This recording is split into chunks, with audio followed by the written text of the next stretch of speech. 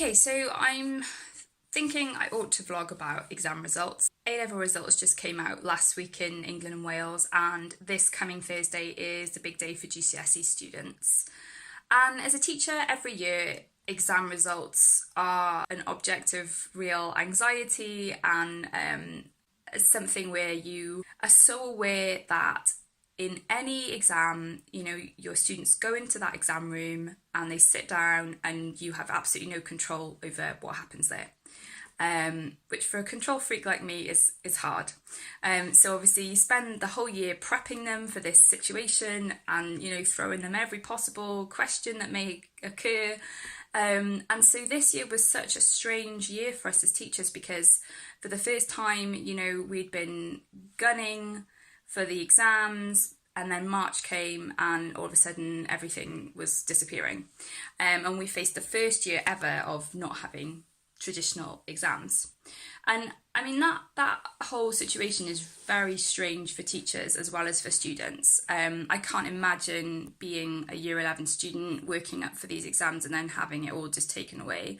I think I would have been rightly devastated.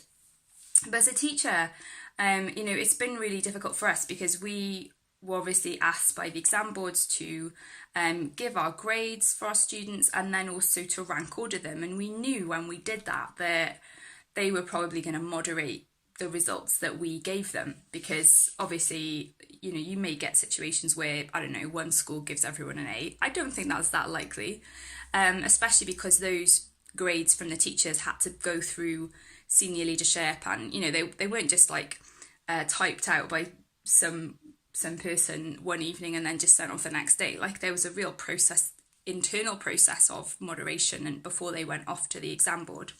But anyway, we knew the exam board would be moderating. But from what I've seen of what's happened in Scotland and England and Wales last week, it just does seem like our system is very, very flawed. And I think it's flawed anyway. It's flawed anyway because not all students cope well with exams.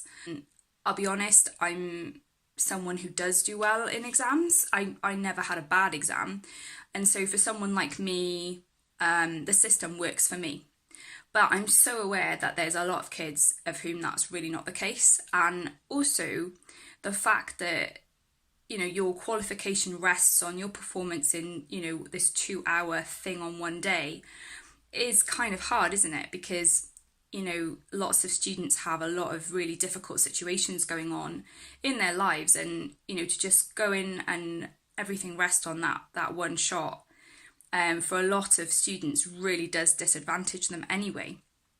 But it feels like with this whole postcode lottery, it feels like you could have a really bright cohort of students who all have worked really hard for their A grade, really deserve that A or A star grade, and it's just going to be taken away because the computer says that there can only be this amount of A grades this year. I mean, fundamentally, it would be ludicrous if we applied this to other areas of life. It shouldn't be the case that in one year, because there's an exceptionally talented year group, there are fewer A's and A stars. That seems really unfair. And it also seems really unfair for the students who are CD borderline, who have worked really hard to get a pass and a C grade, and suddenly it's no longer viable because there's too many that year. It does feel really, really unfair. And I think this whole COVID situation has really shone a light on the inequalities in our education system. And I know that so many people feel really passionate about closing that gap, and so many teachers like myself, we're in this job because we want to close the gap. But you feel so powerless because there are so many circumstances beyond your control. And I think for the exam boards, they've got a really difficult job of balancing what teachers want and what the government wants, and the fact that they want their own qualifications to be rigorous and to mean something. So I don't know what's going to happen on Thursday. I don't know, perhaps you're a student, perhaps you're feeling really, really nervous. What I think gives us hope is the fact that ultimately we need to have students with qualifications. We need to have the next generation coming through the system somehow.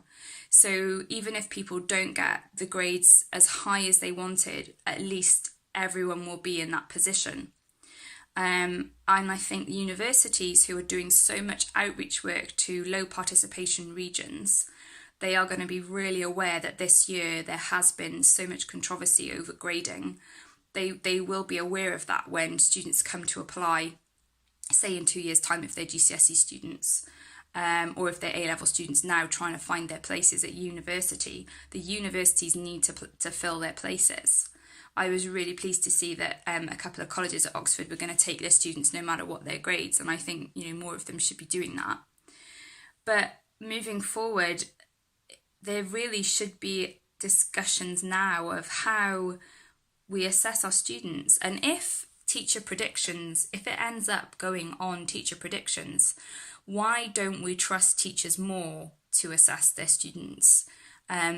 If this whole setup disadvantages the students that we most want to encourage to stay in education to better their situation in life, then we really need to be thinking about why we're doing this system at all. Hit subscribe if you'd like to follow my vlog for more updates on teaching, reading and studying.